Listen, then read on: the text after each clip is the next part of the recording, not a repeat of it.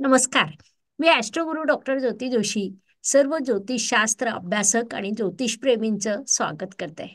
आपण आपल्या चॅनलवर नेहमीच विविध क्षेत्रातील दिग्गज व्यक्तींना भेटत असतो. त्यांचं कार्य, त्यांचे अनुभव, त्यांचं बहुमोल मार्गदर्शन, त्यांचं समाधान देखील त्यांच्याकडून करून घेण्याचा आपण प्रयत्न करीत असतो. आजच्या चर्चासत्रात अशाच एका दिग्गज व्यक्तींशी आपण गप्पा करणार आहोत. ज्योतिष क्षेत्रात त्यांचं नाव मोठं आहे. तसंच त्या शतकांचा इतिहास असलेल्या टॅरो कार्डच्या गाढ्या अभ्यासक आहेत. या विषयावर त्यांची काही पुस्तकं देखील प्रसिद्ध आहेत. त्यांची वाणी अत्यंत मधुर आहे. ज्यांचं बोलणं लाघवी आणि शैली ओघवती आहे. अत्यंत साध्या सोप्या भाषेत कोणताही विषय ते आपल्याला सहज समजावून सांगतात. आता मी कुणाबद्दल बोलत आहे हे तुमच्या सगळ्यांच्या लक्षात आलं असेल. तर ते दिग्गज व्यक्तिमत्व आहे ज्योतिष तज्ञ ॲडव्होकेट सौ सुनीता पागे मॅडम.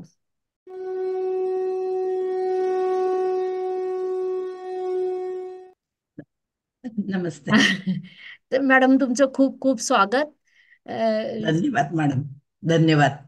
आपण आज तुमच्याशी टॅरो कार्ड आणि त्यातील रहस्य या विषयावर बोलणार आहोत. आपण सर्व जाणून आहोत की पृथ्वी ही विविध आश्चर्यांनी भरलेली आहे. संपूर्ण जगात अशा नवनवीन गोष्टी ज्या आपल्याला माहिती पडतात की ज्यावर विश्वास ठेवणं देखील अशक्य वाटतं. तसंच अशा काही प्राचीन विद्या देखील असतात ज्या अशक्य गोष्टीला शक्य आणि शक्य गोष्टीला अशक्य बनवतात. अशाच एक विद्या अस्तित्वात आहे ज्यांच्या मदतीने तुम्ही तुमचा भूतकाळ, भविष्यकाळ आणि वर्तमान काळ याविषयी माहिती मिळवू शकतात किंवा तसा तर्क देखील लावू शकतात. या विद्येचा उदय 16व्या-17व्या शतकात झाला आहे किंवा मॅडम अजून जास्त सविस्तर आपल्याला ते सांगतीलच, असं सांगितलं जातं. तर आपण आता फार न बोलता या विषयावर थेट मॅडम यांच्याकडून माहिती जाणून घेऊ. मॅडम नमस्कार. तुमचं आमच्या नमस्ते. चॅनलवर खूप खूप स्वागत. विद्यार्थी खूप धन्यवाद. उत्सुक होते तुम्हाला भेटण्यासाठी. आता आपण सुरुवात करूया. हो, करूया. अ, पहिले एक थोडासा प्राथमिक प्रश्न की आपण ॲडव्होकेट आहात. पुण्यातील आपलं कार्य, आपलं ऑफिस मी स्वतः पाहिलेलं आहे. नावाजलेलं आहे ॲडव्होकेट असताना. तर तुमचं शिक्षण कुठे झालं आणि ॲडव्होकेट असताना वकिली प्रचंड चालत असताना, कारण बाहेर क्यू मध्ये लोकांना बसलेलं मी पाहिलेलं आहे, असं असताना टॅरो कार्ड या विषयाकडे तुम्ही कशा वळल्यात? माझं शिक्षण पुण्यात झालं. हम्म हम्म मी born and brought up at Pune. Hmm पुण्याला मी SP कॉलेजमधनं बेसिक ग्रॅज्युएशन केलं आणि मग नंतर सिम्बायसिसमधनं लॉ केलं. हम्म. मी MCOM LLM आहे. बरं. आणि ऍक्च्युली या दोन्ही वेगवेगळ्या गोष्टी आहेत. म्हणजे लिगल बरोबर आहे. प्रोफेशन आहे, माझं करिअर आहे. हम्म. मी खूप लहानपणापासूनच ठरवलं होतं आणि त्याप्रमाणे झालं. लकीली असं आपण म्हणू की व्यवसायामध्ये अ, यश मिळालं. नशिबाचा भागही असतो आणि डेडिकेशन असतं. हम्म. आणि टॅरो कार्डचा माझा व्यासंग आहे, मला आवडतं. बरं. वा, ज्योतिष शास्त्र हे मला आवडतं. हम्म. आपण असं म्हणू शकतो की जर समजा करिअरनी माझ्या आयुष्याला एक दिशा दिली असेल, तर ज्योतिषशास्त्राने मला आयुष्याकडे बघण्याचा दृष्टिकोन दिला. क्या बात आहे. त्यामुळे दोन्हीवर माझं खूप प्रेम आहे मनापासून. एकाकडे मी करिअर म्हणून बघते आणि दुसऱ्याकडे व्यासंग म्हणून. खूपच छान. आणि व्यासंग आहे म्हणूनच तुम्ही इतकं छान टॅरो कार्ड शिकवतात. म्हणजे आमचा विद्यार्थी वर्ग सांगतो की मॅडम जेव्हा टॅरो कार्ड शिकवतात तेव्हा आम्हाला तासन तास ऐकावं असं वाटतं. कारण एखादी गोष्ट जेव्हा आपला व्यासंग असतं, छंद असतं, तेव्हा ते आतून येतं की जे तुमच्या बाबतीत आम्ही नेहमीच अनुभव घेत असतो. एक थोडा वेगळा प्रश्न की टॅरो कार्डचा उगम केव्हा, कधी, कुठे झाला? टॅरोकार्डचा उगम कधी झाला किंवा केव्हा झाला याच्याविषयी वेगवेगळी मत आहेत. हम्म. कोणी म्हणतं की जिप्सींनी ही विद्या जगभरात नेली. बरं. पहिल्यांदा त्यांनी युरोपमध्ये नेली आणि मग ती सगळीकडे नंतर तिथनं गेली असं म्हणतात. मला स्वतःला जर विचाराल तुम्ही, तर मला असं नेहमी वाटतं की टॅरो कार्डचा उगम हा भारतामध्ये झाला. बरं. जसं आपल्या इथे बऱ्याचशा गोष्टी इथेच तयार होतात आणि त्या एक्सपोर्ट क्वालिटी गोष्टी असतात, त्या आपण बाहेरनं आणतो आणि मग आपण म्हणतो की अरे, भारतापेक्षा मला सॅन फ्रान्सिस्कोला आंबे छान मिळाले. पण असं होत नाही. हा. तसं आहे. कारण आपल्या इथे फार पूर्वीपासून आपण अंदाज लावायचो, होय. टोकताळे लावायचो, होय. की अनेक गोष्टी होत्या. शकुनाचं शास्त्र होतं, की आपण बाहेर निघताना जर समजा हातात पाण्याचे घडे घेतलेल्या स्त्रिया दिसल्या, तर आपण म्हणायचो की त्यांच्याकडे बघितलं की आपलं काम होणार. मग आता जर आपण असं विचार केला की या हातामध्ये पाण्याचे घडे घेतलेल्या ज्या स्त्रिया आहेत, हे एक टॅरो कार्ड आहे. आणि आपल्याला आपण एखादा प्रश्न विचारला आणि आपल्याला आशयाचं टॅरो कार्ड आलं, तर आपण त्याचा अर्थ काय लावू? तर हे सगळं पूर्वीच आपल्या इथे सुद्धा या गोष्टी झालेल्या आहेत. होय. त्यामुळे आता टॅरो कार्डचं सॉफिस्टिकेशन कदाचित परदेशात झालं असेल, पण त्याचा कॉन्सेप्ट हा इंडियन आहे, असं मला वाटतं. होय, तुम्ही बोलल्या तेव्हा मला अचानक आठवलं. माझी आजी लहानपणी सांगायची की एखाद्या कामाला जाताना जर समोरून महिला आली की तिचं भरलेलं पाण्याचं घडं आहे, हो, तर आपलं काम निश्चित होणार आहे. निश्चित होणार आहे. किंवा कुंभ राशीचा सिंबॉल जेव्हा आपण विचार करतो, हो, निसर्ग कुंडलीची इच्छापूर्तीमध्ये येणारी रास, बरोबर आहे. असा जेव्हा विचार करतो तेव्हा ते हो, लक्षात येतं. परंतु कसं होतं ना की आपण सहसा एवढ्या खोलात जात नाही. हो, मात्र हे पटतंय कुठेतरी की टॅरो कार्डचा उगम हा निश्चितच भारतात असेल. भारतात झाला. हा कॉन्सेप्ट इंडियन आहे. फक्त अच्छा. कसं होतं की त्याला एक सॉफिस्टिकेशन देणं, त्याचं मार्केटिंग करणं, हे कदाचित परदेशात झालं असेल. टॅरो कार्ड रीडिंग याला काही लोक पत्त्याचा खेळ देखील असं म्हणतात. बरोबर. त्याच्यात किती कार्ड असतात आणि त्या लोकांबद्दल काय सांगाल? अं, आता पत्त्याचा खेळ आहे असं म्हणतात सगळेजण. टॅरो कार्ड्स आहेत ते, पत्तेच हम्म. आहेत ते. बरोबर. पण पत्त्याचा खेळ हा उपहासाने म्हटलं तर मग आपण काय म्हणू, चुकीचं आहे ते. होय. कोणी पोपट जसं कार्ड काढतं तसं म्हणतात. खरं हम्म. बघायला गेलं तर पोपट जे कार्ड काढतात ना, ती सुद्धा विद्या आहे. आम्ही आता लहानपणी आमच्या इथे नव्या पुलावर पुण्यामध्ये जे राहत असेल त्यांना माहितीये, एक पोपटवाला घेऊन बसायचा. त्याच्याकडे काही कार्ड्स असायचे आणि पोपट ते कार्ड काढायचा. हम्म. बेसिकली त्या वेळेला प्रॉव्हिडन्सने त्या पोपटाला सांगितलेलं असतं की तुमच्यासाठी हे कार्ड काढ. होय. त्याचा अर्थ आपल्याला लावता आला तर ते कार्ड सुद्धा खरं म्हणजे खूप काही सांगून जातं. आपल्याला त्याचा अर्थ लावता येत नाही म्हणून आपण त्याला हसतो किंवा त्याचे बरोबर. टिंगल करतो. पण प्रत्यक्षामध्ये टॅरो कार्ड आता 76 कार्ड्स आहेत. अ, आता मी झेन शिकवते, झेन टॅरो कार्ड्स. त्याच्यामध्ये 77 आहेत. बरं. एक अजून ॲडिशनल कार्ड आहे द मास्टर. तर अशी वेगवेगळ्या ह्याच्यामध्ये कार्ड साधारण 76-77 कार्ड्स असतात. आणि आपण असं म्हणू शकतो की टॅरो कार्ड्स हा पत्त्यांचा खेळ आहे. पण हा पत्त्यांचा खेळ इंटलेक्च्युअली खेळावा लागतो आणि नुसता इंटलेक्च्युअली खेळून चालत नाही. तर त्याच्यामध्ये तुम्हाला तुमचं मन गुंतवावं लागतं. उगाचच ते टॅरो कार्ड्स आपल्याला उत्तर देत नाहीत. बरोबर. याच्यात अजून एक गोष्ट मला जाणवली की आपण नेहमी म्हणत आलोय पिंडी ते ब्रह्मांडी आणि ब्रह्मांडी ते पिंडी. म्हणजे आता जे तुम्ही वाक्य बोललात की हो, त्यावेळी ब्रह्मांडात एक विशिष्ट स्थिती निर्माण झालेली असते हो, आणि याच आधारावर आपण प्रश्नकुंडली देखील मांडतो. हो, त्याच पद्धतीने त्या क्षणाला विशिष्ट कार्ड समोर येतं किंवा बरोबर. त्याच पद्धतीने आमची जे जे पद्धती सुद्धा कार्य करते. करेक्ट आहे. म्हणजे हे सगळे सूत्र एक आहे. हो. यात अजून काही बोलायचंय तुम्हाला? याच्यामध्ये आता तुम्ही प्रश्नकुंडलीचं म्हटलात.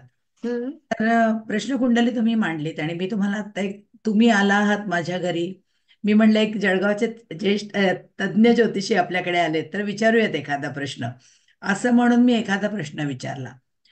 कधी कधी तुम्हाला जज करण्यासाठी विचारलेला असतो किंवा कधी कधी उगाचच हम्म. जेन्युइन प्रश्न नाही, उत्सुकतेपोटी विचारलेला असतो. तर तुम्हालाही लक्षात येतं की तुमच्या प्रश्नकुंडलीमध्ये 2 वेळा बुध येतो. किंवा तुम्हाला लक्षात येतं हम्म. की हा प्रश्न नाहीच आहे. अच्छा. तसंच असतं की तुम्ही जर कार्डला असंच कॅज्युअली प्रश्न विचारला एक, तर तुम्हाला कार्ड पण कॅज्युअलीच उत्तर देतात. बरं. तुम्ही किती सिरियस आहात, कारण टॅरो कार्ड्स तुमचं मन वाचतात. अच्छा. त्यामुळे तुमच्या मनाचं प्रतिबिंब त्या स्प्रेडमध्ये आलेलं असतं. ग्रेटच, खूपच छान. म्हणजे ही एक नवीन माहिती आपण म्हणू हो. शकतो. हे वेगळं आहे, टॅरो कार्ड वेगळं हो. आहे. तुम्ही या टॅरो कार्ड क्षेत्रात आला नसतात तर कोणत्या क्षेत्रात असतात? लीगल प्रोफेशन माझं चालूच आहे. टॅरो हा, कार्ड. ते चालूच आहे. हो. हॉबी म्हणून. मग मला असं सांगता नाही येणार की टॅरो कार्ड्स मध्ये आले नसते तर मी कुठे गेले असते. पण मी असं म्हणेल की मला वाचनाची खूप आवड आहे. मला लिहायला खूप आवडतं. जर मी टॅरोवरती लिहिलं नसतं तर मग मी काहीतरी मनावरती लिहिलं असतं. हा. मला आवडतं असं खूप लिहायला. त्यामुळे कुठलाही एखादा विषय मिळाला तर मी लिहिते त्याच्यावर. कदाचित मी लिहिलं असतं बरंच काही इतर. हो. आता तुम्ही मनावर म्हणालात तर मला तुमचं व्याख्यान आठवलं. आपल्या हो. अधिवेशनात तुम्ही मनावरच दिलेलं. हो. आणि खूप सेन्सिटिव्हिटी. वेगवेगळे सेन्सिटिव्हिटी, भाव सेन्सिटिव्हिटी, हो. वेगवेगळे पैलू उलगडून तुम्ही दाखवले होते. हो. आणि त्यावेळेचा अजून नंतरही आम्ही जेव्हा व्हिडिओ पाहिले तर विद्यार्थी वर्ग अगदी स्टॅच्यू होऊन ती सेन्सिटिव्हिटी ऐकत होता. कारण ती कला तुमच्यात उपजत आहेच. टॅरो कार्ड मध्ये जन्म तारखेला किती महत्व आहे? टॅरो कार्ड आणि ज्योतिषशास्त्र यांच्यात नेमका फरक काय? आणि ज्या पद्धतीने आपण ज्योतिषशास्त्रात लग्न करत असताना गुणमिलन करतो, तर टॅरो कार्डद्वारे गुणमिलन करता येणं शक्य आहे का? शेवटच्या प्रश्नाला पहिलं उत्तर देते. बर. गुणमिलन करणं शक्य आहे का? तर शक्य आहे. बर. आपण वधू आणि वर यांच्यासाठी वेगवेगळे स्प्रेड म्हणतो. आता मी जेव्हा शिकवते ना, तेव्हा मी गुणमिलन, आपण म्हणतो टॅरो कार्ड्सद्वारे कुंडली मिलन जसं आपण हम्म. करतो, तर तसे स्प्रेड शिकवते. हम्म. वेगवेगळे असतात. आता उदाहरणार्थ आपण काय बघतो की काय जुळलं पाहिजे, तर आपण उदाहरणार्थ लग्न चंद्र आणि हम्म. रवी ह्या गोष्टी आपण महत्वाच्या मानतो. हो. आपण असं म्हणतो लग्न म्हणजे व्यक्तिमत्व आहे, रवी हम्म. म्हणजे आत्मा आहे आणि चंद्र म्हणजे मन आहे. बरोबर. तर ह्या किंवा आपण माइंड बॉडी आणि सोल असं आपण म्हणू. तर हम्म. माइंड बॉडी आणि सोल याचा मुलीचा आणि मुलाचा असा आपण स्प्रेड मांडतो आणि त्याची बरं. कम्पॅटेबिलिटी बघतो. किंवा आपण प्रायोरिटीज स्प्रेड मांडतो की मुलीच्या प्रायोरिटीज काय आहे अच्छा. आणि मुलाच्या प्रायोरिटीज काय आहेत. म्हणजे आता उदाहरणार्थ आत्ताच्या काळात सगळ्या गोष्टी आपण स्थलकाल सापेक्ष असतात असं म्हणतो. आत्ताच्या काळात मुलीची प्रायोरिटी करिअर आहे म्हणजे तिला डिस्कार्ड करा असं म्हणून चालणार नाही. कारण मुलांना सुद्धा हल्ली नोकरी करणारी, कमवणारी मुलगी हवी असते. जेव्हा एखादी मुलगी आपली करिअर डिव्होशनली करते, तर डिव्होशन हा तिचा आत्मा असतो. ती नातंही डिव्होशनली निभावते, कारण डिव्होशन हे त्याच्यामध्ये प्रॉमिनंट गोष्ट असते. तर अशा पद्धतीने आम्ही प्रायोरिटीचा स्प्रेड मांडतो. मग त्याच्यामध्ये वेगवेगळ्या गोष्टी आहेत जी आपल्याला अ, विवाहाच्या दृष्टीने महत्वाचं आहे, की विवाहामध्ये ही व्यक्ती काय कॉन्ट्रीब्यूट करेल अच्छा. किंवा काय सॅक्रिफाईस करेल. ह्या सगळ्या ज्या गोष्टी आहेत ना, म्हणजे थोडक्यात सॅक्रिफायसेस, कॉन्ट्रीब्युशन, ह्या सगळ्या ज्या गोष्टी आहेत ज्या विवाहासाठी लागतात, हम्म. त्याच्यासाठी दोघांचाही स्प्रेड म्हणतो आपण आणि मग त्याची कम्पॅटिबिलिटी बघतो. तर अशा पद्धतीने गुणमेलन हे पत्रिकेशिवाय पण करता येतं.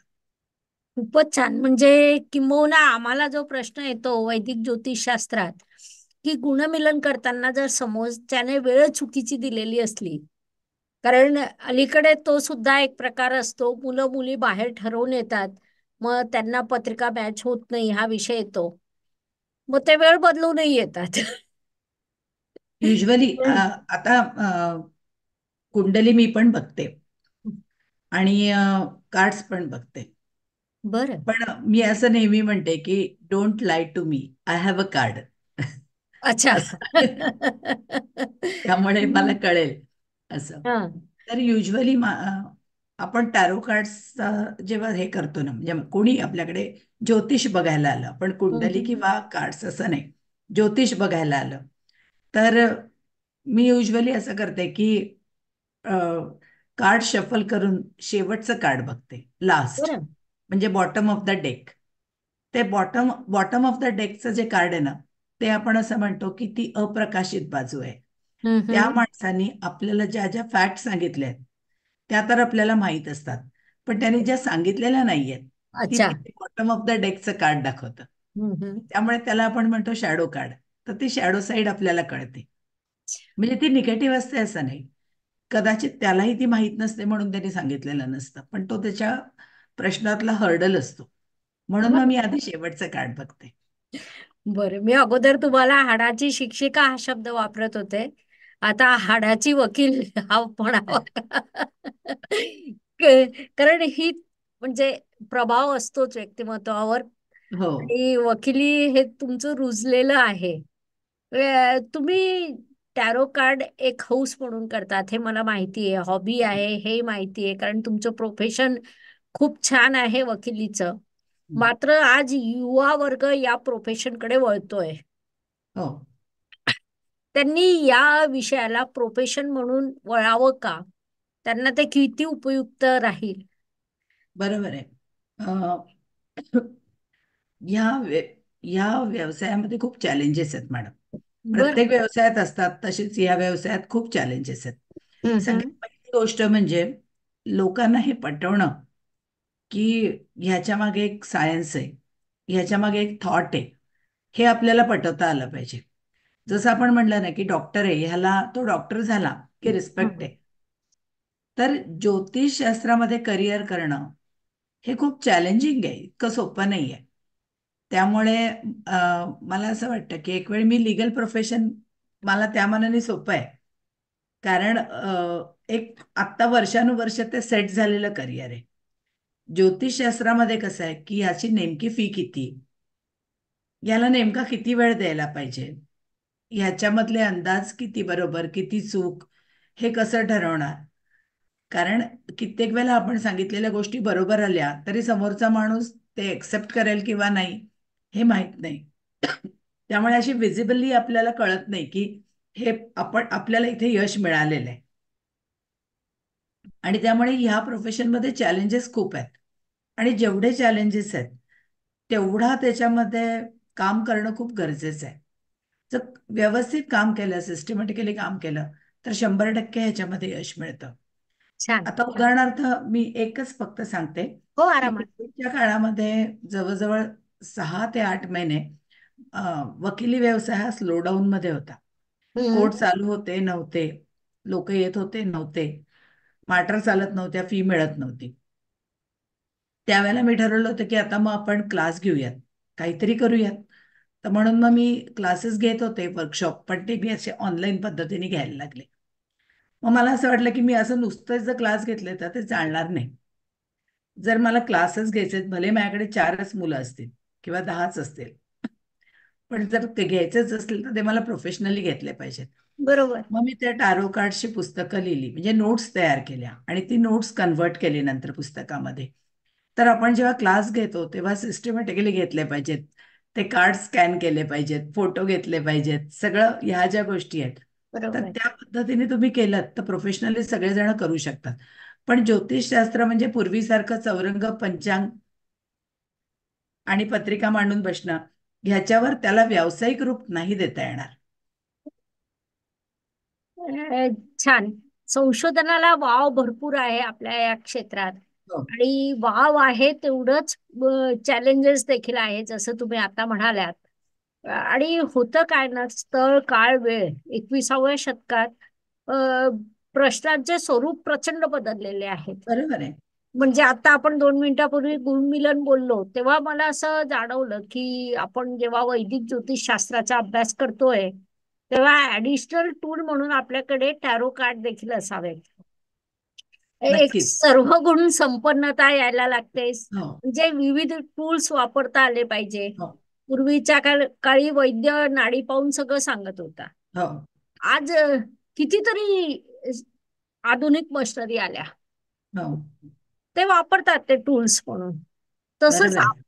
आपल्याला सुद्धा हे विविध टूल्स वापरता आले पाहिजे असं मला तुमच्या बोलण्यावरून वाटलं. हो.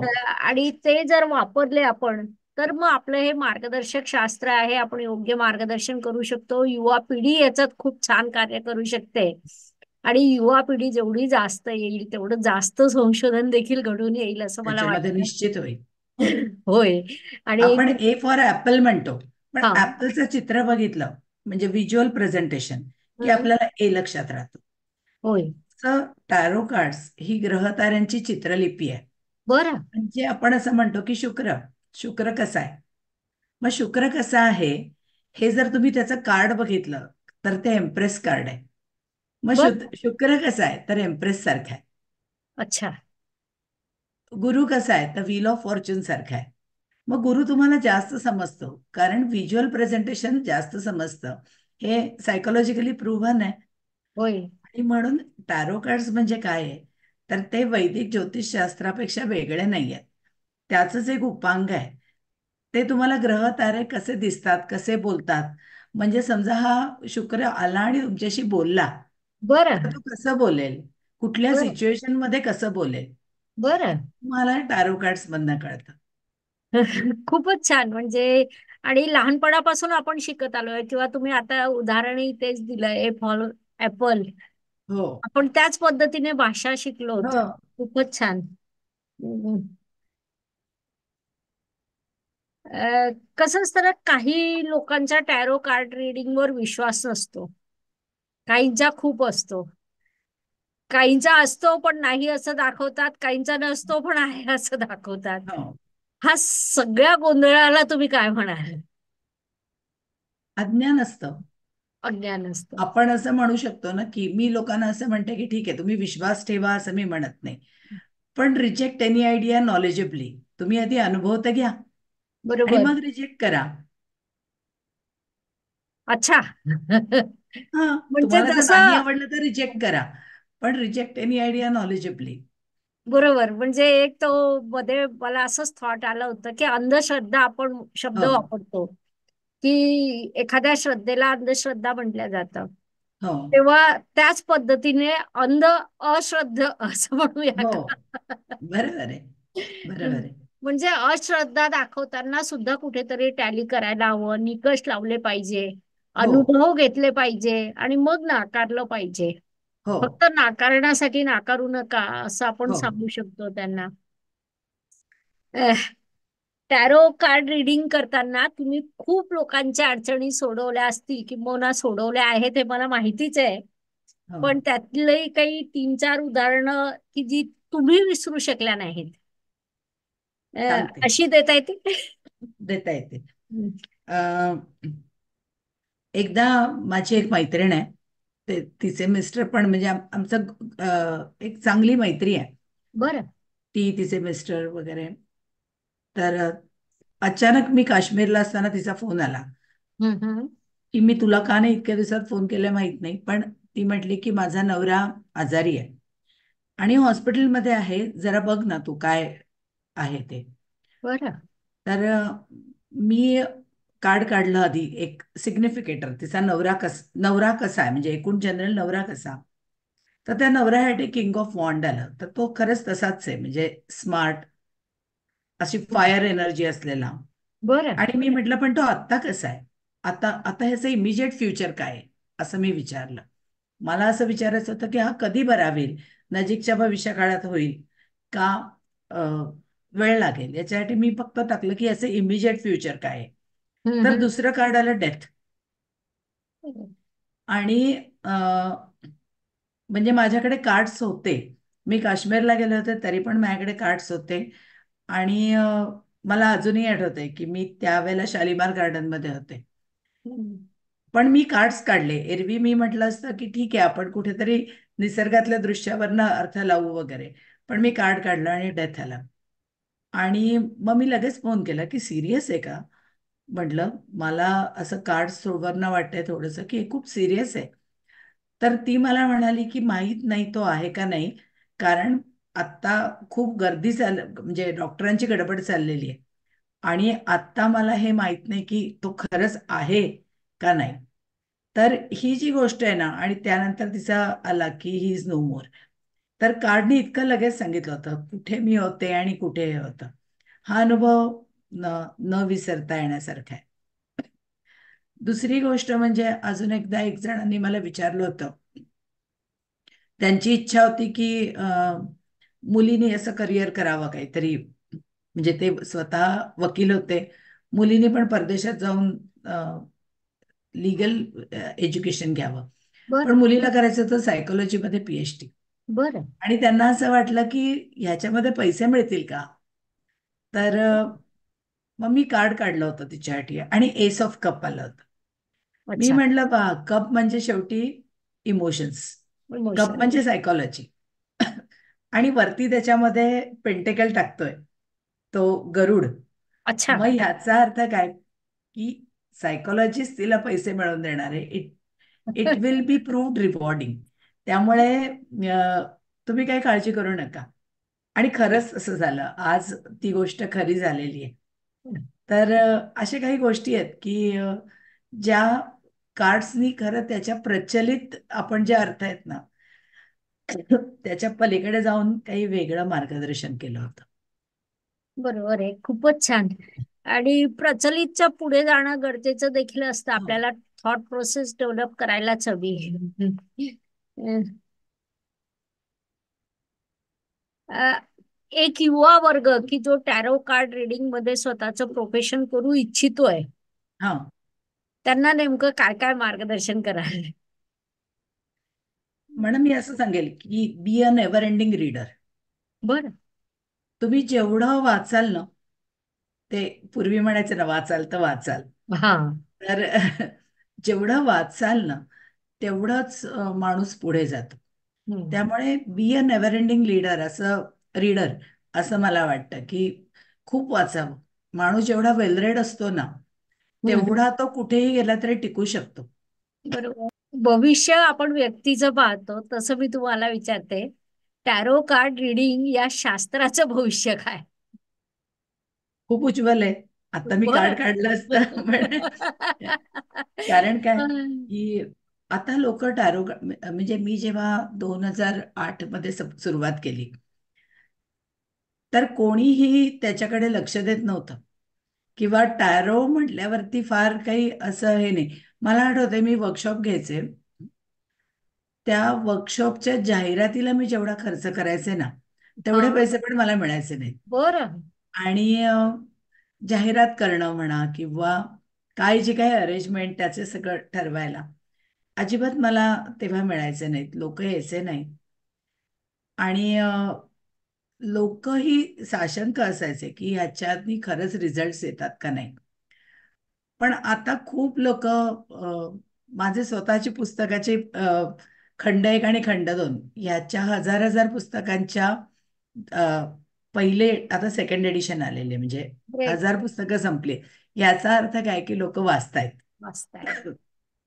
लोक वाचतायत म्हणजे आता मला असं वाटतं की टॅरो कार्ड्सला चांगले दिवस येत आहेत असं नक्कीच आहे.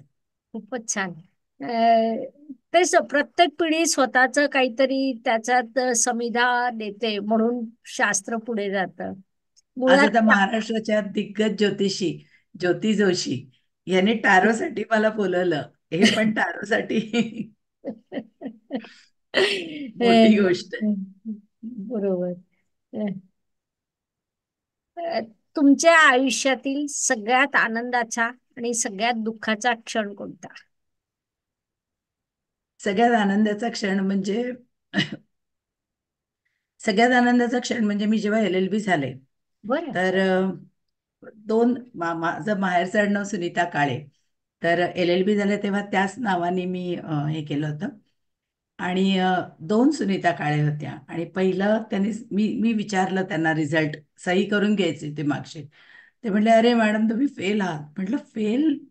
आणि त्या क्षणाला मला असं वाटलं की बापरे, आता मी माझ्या वडिलांना काय सांगू आणि त्यांना किती वाईट वाटेल. आणि मग त्यांनी मी म्हणलं हो हे माझं नाही, कारण मधलं नाव वेगळं होतं. आणि म्हटलं ही माझी मार्कशीट नाहीये. आणि मग नंतर त्याने ह्याला चहा तुम्हाला फर्स्ट क्लास आहे. आणि मग मला इतकं छान वाटलं त्यावेळेला, आणि मी बाहेर आले आणि तेव्हा पीसीओ होते, पब्लिक बुथ. हो. आणि मी तिथनं माझ्या वडिलांना फोन केला पहिल्यांदा. तर ती हो. मुवमेंट माझ्यासाठी खूप आनंदाची होती, की मी लगेच फोन केला. म्हणजे एकदा फेल झाली असं समजून हे होणं, चांगल्या मार्काने पास होणं आणि लगेच वडिलांना, तो माझ्या आयुष्यातला आनंदाचा क्षण होता, बरं आहे. असं मी म्हणेन. हं. आणि दुःखाचा क्षण दुःखाचे क्षण काही फार आले नाहीत, किंवा दुःखाचं असं म्हणायला नको. पण वेदना देणारा क्षण जो मला अजूनही आठवतो, तो म्हणजे माझ्या मुलाला मी शाळेमध्ये सोडलं होतं हं. आणि माझी मैत्रीण आणायला जाणार होती. पण तिच्या मुलीला बरं नव्हतं म्हणून तिला आधीच घेऊन आली आणि मला सांगायची विसरली. आणि हो. खूप वेळ झाला आणि तो आला कसा नाही हे कळलं नाही. म्हणजे मला युजली घरी आलेला तो फोन करायचा. आणि मग शेवटी घाबरून मी तिला मैत्रिणीला फोन केला आणि मला कळलं. आणि मी जेव्हा त्याला शाळेत आणायला गेले तेव्हा तो अगदी केविलवाणा उभा होता आणि अगदी डोळ्यातले अश्रू सुकलेले वगैरे. हे सगळं आत्ता तेव्हासारखी फोनची कनेक्टिव्हिटी नव्हती. आणि त्या ह्याच्यामध्ये मोबाईल वगैरे नव्हते. तर मला अजूनही तो त्याचा केविलवाणा चेहरा आठवला की माझं आतडं पिळवटतं अगदी. तो एक आपण म्हणू की सॅड मुवमेंट असं म्हणू शकतो. साडे टॅरोच्या मदतीने उघडूया समृद्धीचं द्वार या विषयावर बोलत असताना नेमकं टॅरो कार्ड रिडिंग आणि समृद्धी यांचा परस्पर संबंध कसा जोडाल, तो जोडता येऊ शकतो का, आणि ही कन्सेप्ट नेमकी काय आहे? हं. आता समृद्धी म्हणजे नेमकं काय, तर पैशाची समृद्धी, नात्यांची समृद्धी, विचारांची समृद्धी, असं जर आपण म्हटलं तर मी जसं मगाशी म्हटलं की लिगल प्रोफेशनने मला सगळं दिलं. मला नाव दिलं, पैसे दिले, समाजामध्ये मला एक रिस्पेक्ट पुस्ता मिळाला, दिली. काम करण्याची संधी मिळाली. मुख्य म्हणजे 2 वीकेंडच्या मध्ये काहीतरी करायला मला काम दिलं. परंतु टॅरोनी मला, किंवा ज्योतिषशास्त्राने म्हणू, मला आयुष्याकडे बघण्याचा दृष्टिकोन दिला. हं. आपण असं म्हणतो ना की कुठल्याही प्रॉब्लेम मध्ये आपण किती खचून जातो किंवा एखाद्या आनंदामध्ये किती बुडून जातो. तर ह्या दोन्ही गोष्टी आहेत ना, ह्या दोन्ही गोष्टी आपल्याला झेपल्या पाहिजेत. त्या कशा झेपवायच्या ह्या गोष्टी ज्योतिषशास्त्रांनी शिकवल्या. त्यामुळे ज्योतिषशास्त्रांनी आपल्याला समृद्ध आयुष्य दिलं असं म्हणता येईल. त्यामुळे आपण जर विचारलं समृद्धीचं दार उघडलं, तर मी असं म्हणेल की ज्योतिषशास्त्राने माझं आयुष्य खूप समृद्ध केलं. म्हणजे मी ज्योतिषी आहे किंवा ज्योतिष अभ्यासक आहे असं म्हणून घ्यायला खूप छान वाटतं. किंवा लोक मला आता ज्योतिषी म्हणून जर ओळखत असतील तर मला खूप छान वाटतं, ती ओळख मला आवडते. आता फायनान्शियल जर आपण म्हटलं, तर इतर व्यवसाय जसे प्लॅन करून करतात ना, तसं व्यवस्थित प्लॅनिंग करून प्रोफेशनली जर हा व्यवसाय केला, तर या व्यवसायामध्ये खूप जण आहेत ज्यांना खरंच अभ्यास करायचा आहे. पण तसंच आहे की तुम्ही आता उद्या मी माझ्या घरीच ऑफिस केलं, इकडे कुकरच्या शिट्ट्या वाजतायत, तिकडे मी पक्षकाराला सल्ला देतेय, तर तो चालणार नाही. नाही तर चालत. मला त्या व्यवसायाला ड्यू रिस्पेक्ट दिला पाहिजे, त्याला वेळ दिला पाहिजे, त्याला योग्य ती जागा दिली पाहिजे. ज्योतिषशास्त्राचा व्यवसाय पण तशाच पद्धतीने केला तर तो व्यवसाय म्हणून निश्चित समृद्धी देऊ शकतो. पण आपण म्हणतो ना की ज्ञानेश्वरांनी म्हटल्याप्रमाणे विधी गौरवे शृंगारोनी, असा तो केला तरच होणार आहे. नाहीतर मग ज्योतिषशास्त्र काहीच समृद्धीचं दार उघडणार नाही. मग ते आपलं पोटापाण्याचा व्यवसाय होईल. हं. आणि हं. तसा तो होऊ नये म्हणून तो तितकाच त्या व्यवसायाला तेवढा रिस्पेक्ट देऊन तो केला गेला पाहिजे. हं. अं, मनापासून ओतून जीव ओतून काम करणं किंवा टार्गेट बरोबर आहे. ओरिएंटेड काम करणं, हे पूर्ण क्षमतेने केला पाहिजे. हे सर्वच व्यवसायात आज आवश्यक झालेलं हो. आहे. तुम्ही कोणत्याही क्षेत्रात असा, जोपर्यंत तुम्ही 100% तुमचं देत नाही, तोपर्यंत समृद्धीचं द्वार हो, उघडणार नाही. आणि उघडणार नाही. ज्योतिषशास्त्र हे असं आहे की जिथे दार आहे ते हो. उघडा, तुमचं 100% द्या. हो. खूपच छान. हम्म. आपल्याकडे जेव्हा जातक येतात त्यांना भविष्य जाणून घ्यायचं असतं, मार्गदर्शन हवं असतं, पण सोबतच आपण डेस्टिनी मॅनेजमेंट म्हणून काही उपाय सुद्धा देत असतो. की ठीक आहे, डेस्टिनी बदलता येत नाही, मॅनेज करता येते, आणि त्याला अनुसरून काही उपाय आपण वैदिक ज्योतिषमध्ये देत असतो. तर तसे उपाय आपल्याकडे टॅरो कार्ड मध्ये आहेत का? मला सगळेजण तेच म्हणतात की टॅरोमध्ये रेमेडीज आहेत का? तर रेमेडीज ज्या आहेत ना, टॅरो कार्ड आणि ज्योतिषशास्त्र हे वेगळं नाहीये. आपण बर. जेव्हा रेमेडीज देतो तेव्हा आपण काय देतो? आपण म्हणतो की विष्णू सहस्त्रनाम म्हणा, हम्म. ऐका तरी निदान, किंवा आपण म्हणू रामरक्षा म्हणा, भीमरूपी म्हणा, दिवा लावा, काय आपण जे काही असेल, जलधराने शंकराला अभिषेक करा, असे आपण उपाय देतो. आता हे उपाय ग्रह सांगतात. कुंडलीमध्ये ते कुठल्या भावात आहेत, कुठल्या स्थानात आहेत, किती अंशावर आहेत, कुणाच्या दृष्टीत आहेत, ह्याच्यावर आपण त्या ग्रहांचं षडबल ओळखतो. आणि हम्म. मग आपण त्याप्रमाणे सांगतो की अरे हा ग्रह त्रास देतोय, कुंडलीतला शनी बिघडलाय, कदाचित आत्ता तुम्हाला त्रास होतोय, ते पूर्वजन्मीचं सुकृत आहे. तसंच टॅरो कार्ड्स आहेत. टॅरो कार्ड्स सुद्धा तुम्हाला गाईड करतात की तुमचं नेमकं तुम्हाला त्रास कशातला आहे, तुमच्या शरीरातलं कुठलं तत्व बिघडलेलं आहे, किंवा तुम्हाला काय. मग त्यानुसार उपाय जे तुम्ही सांगता ते आपण अर्थातच आपल्या धर्मानुसार सांगतो, म्हणजे वैदिक ज्योतिषशास्त्रातलेच सांगतो. मग आता तुम्ही जर असं म्हटलात की किंग ऑफ वॉन्ड आला तेव्हा मागच्या वेळेला असं सांगितलं होतं आणि यावेळेला असं सांगितलं, असं नसतं. कारण आपण ऍज अ होल बघतो त्या माणसाचा प्रश्न, आलेले कार्ड्स, शॅडो कार्ड्स, आणि किंवा त्याला स्टॉक करणारं एखादं कार्ड असतं की जे सतत त्याच्या स्प्रेडमध्ये येतं, त्याला आपण स्टॉकिंग कार्ड म्हणतो. मग एखादं कार्ड सतत स्टॉक करत असतं त्याला, मग आपल्याला लक्षात येतं की अरे या कार्डकडे लक्ष दिलं पाहिजे. मग हे कार्ड त्याला स्ट्रेंथ देत असतं किंवा वीक करत असतं. बरं. मग त्या गोष्टी आपण ओळखून आपण त्याच्यावर उपाय सांगतो. खूपच छान मॅडम. उपाय सुद्धा आपण टॅरो कार्ड मध्ये देऊ शकतो आणि प्रॉपर पद्धतीने देऊ शकतो, शास्त्र शुद्ध पद्धतीने देऊ शकतो, हे हो. याच्यातून लक्षात येत आहे. आणि उपाय आवश्यकही असतात, रेमेडीज आपण ते म्हणतो, पण त्याची गरज असते. अ, अनेक वेळा भावनिक गरज देखील असते ती जातकांची, की हे केल्याने मला कुठेतरी बरं वाटू शकेल. एक समाधान त्यातून त्यांना मिळतं आणि ते खूप महत्वाचं असतं. अ, वैदिक ज्योतिष शास्त्रावर तुमचा विश्वास आहे का? 100%, कारण मी कुंडली बघतेच. बरं. होय, होय. हे तुम्ही कुंडली बघता म्हणजे आहेच, वादच नाही. शेअर मार्केटमध्ये टॅरो कार्डचा वापर करून पैसे कमवता येतात का? टॅरो कार्ड्स तुम्हाला सगळ्या बाबतीत गाईड करतात.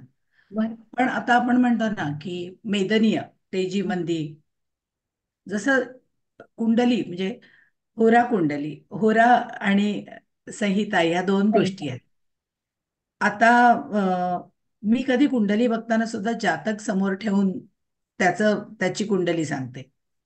पण बरं. आपण क्रिकेट मधल्या आपण वर्ल्ड कप जिंकू का किंवा पाऊस पडेल का, हे जे मेदनीय भाग आहे ना, हा मी नाही सांगत किंवा मला येत नाही. मी कधी त्या भानगडीत पडले नाही, तो माझा अभ्यास नाही. तसं मी ह्याप्रमाणे मी स्वतः शेअर मार्केट ही मेदनीय गोष्ट झाली, शेअर मार्केटमधले चढ उतार.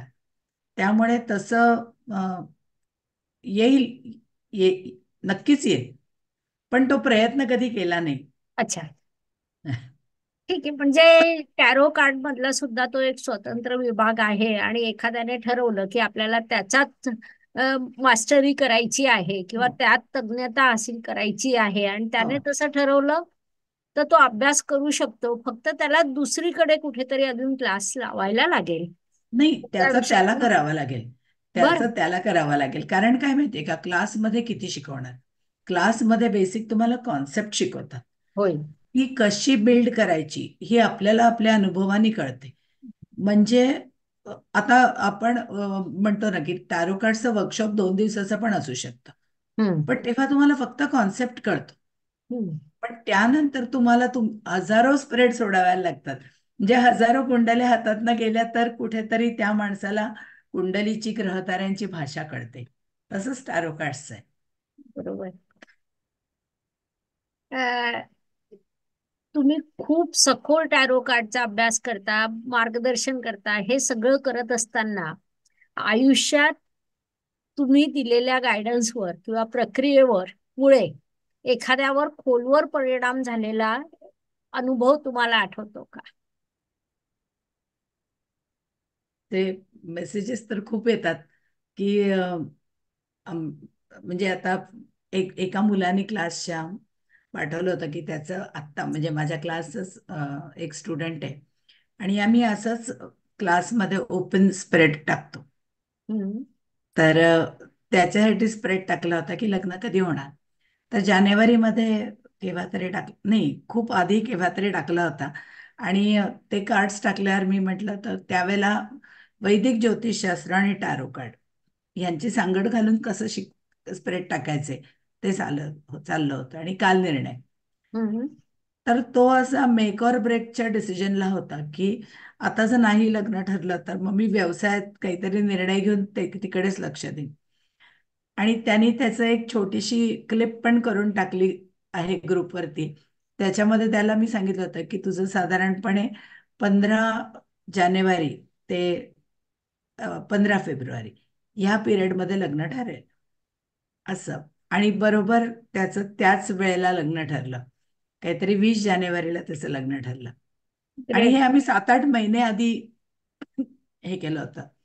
तर त्यामुळे असे असे होतात परिणाम आणि लोकांना बरं वाटतं म्हणजे.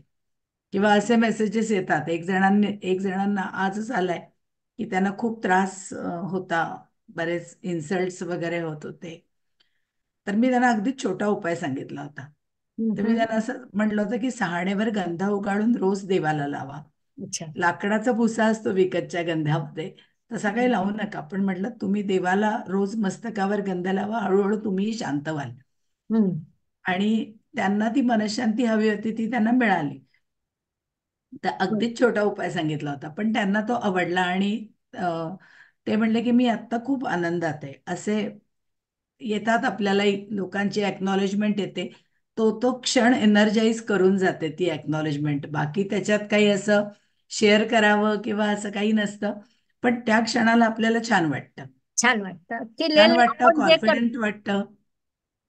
आपण ज्या असं दिशेने होतं. काम करतोय ती योग्य आहे, योग्य आहे असं कुठेतरी वाटतं. समाधान मिळतं बरोबर आणि आहे. समाधान हे निश्चितच हो. महत्वाचं आहे. हो.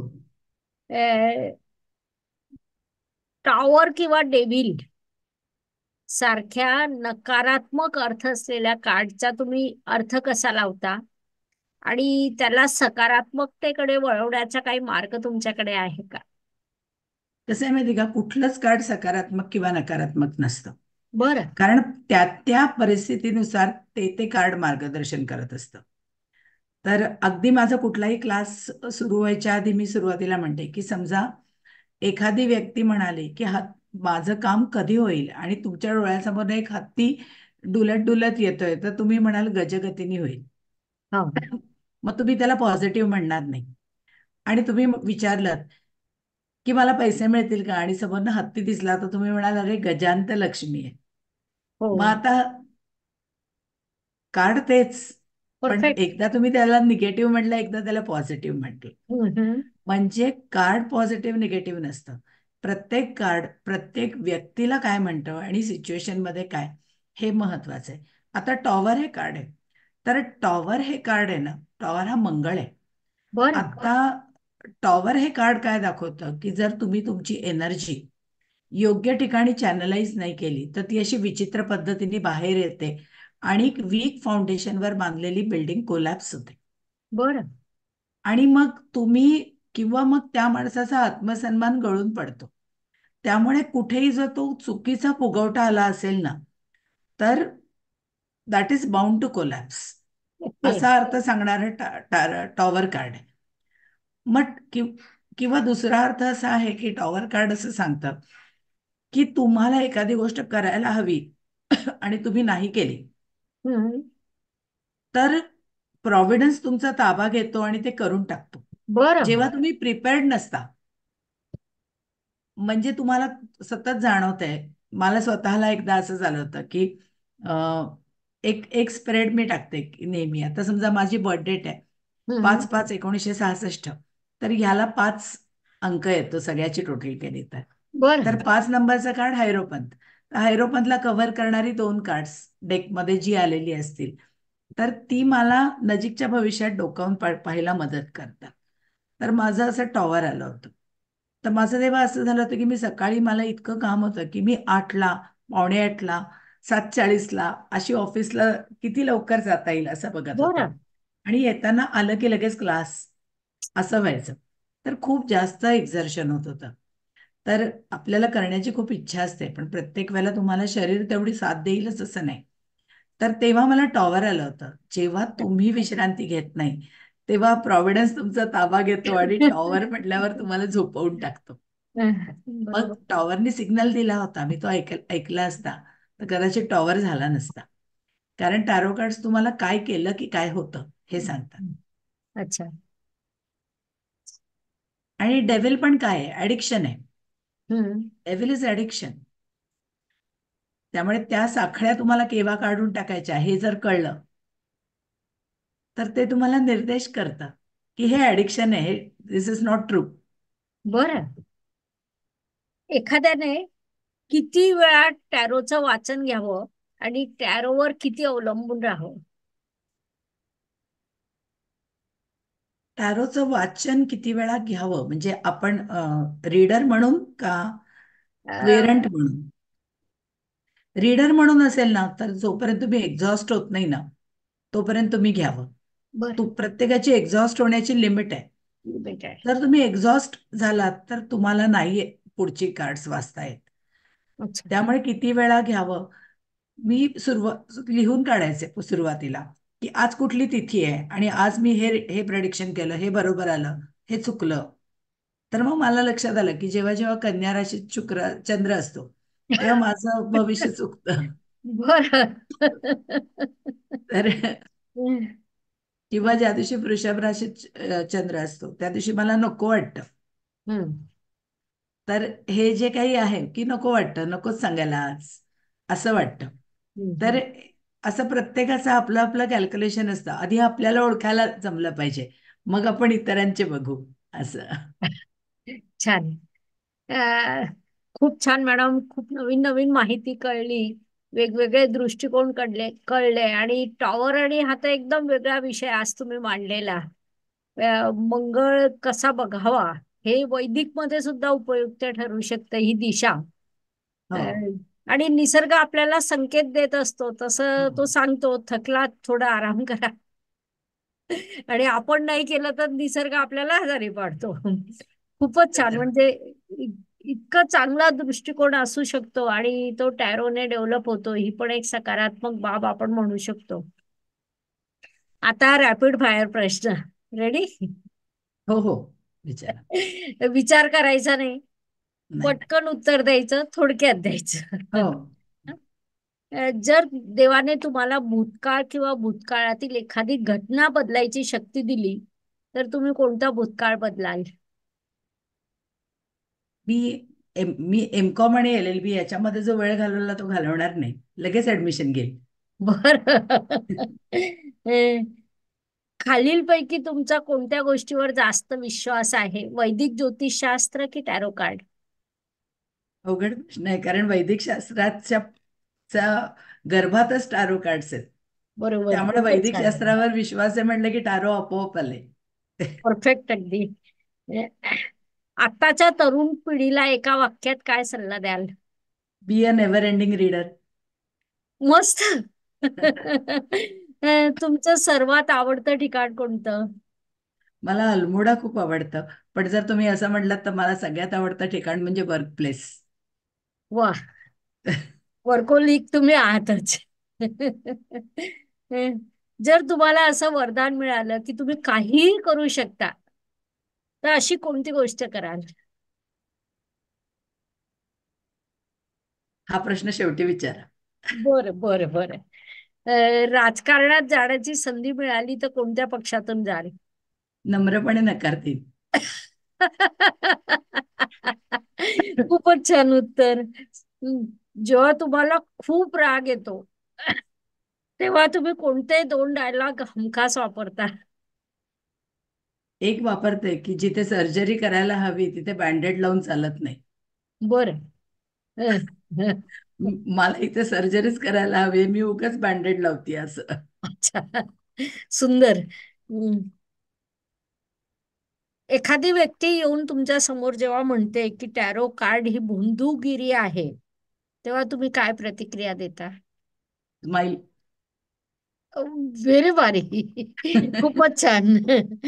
अं, आपल्या या ॲस्ट्रोगुरू डॉक्टर ज्योती जोशी या चॅनलच्या प्लॅटफॉर्मवरून तुम्हाला जर आईला काही सांगायचं असेल, तर काय सांगाल?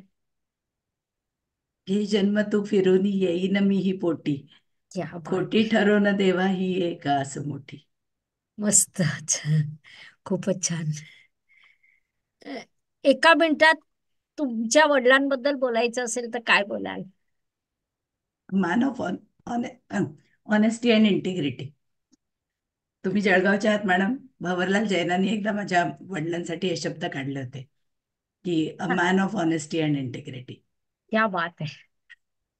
खूपच छान. अ, आपल्या युट्यूब चॅनल बद्दल तुमचं काय मत आहे? ह्याला प्लॅटिनम बटन का नाहीये? लवकरच मिळेल. खूपच छान. हा, आता जो प्रश्न तुम्ही पेंडिंग टाकला होता, हो. अ, कुठला प्रश्न? अ, तुम्हाला जर वरदान मिळालं तुम्ही काही करू शकता. हा, मी भारत पाकिस्तान मधली सीमारेषा हलगत पुसून टाकेन. क्या बात आहे, क्या बात आहे. खरंच शेवटी सांगायचा प्रश्न. सगळ्यांच्या अख्ख्या भारतीयांच्या मनातलं बोललात. खूपच छान. धन्यवाद म्हणणार नाही, तुमच्या ऋणात राहायला आवडेल. आणि आपण आज छान गप्पा केल्या. आमच्या छान वाटलं मला प्रेक्षकांची पण. अनेक दिवस मागणी होती की पागे मॅडमला एकदा बोलवा. आणि तुम्ही सुद्धा अगदी तुमच्या बिझी शेड्यूल मधून, म्हणजे डबल ड्युटी तुमची असते, एकीकडे प्रोफेशन दुसरीकडे हॉबी, त्यातून वेळ काढून पटकन आमच्यासाठी आलात. त्याबद्दल तुमचा आभार.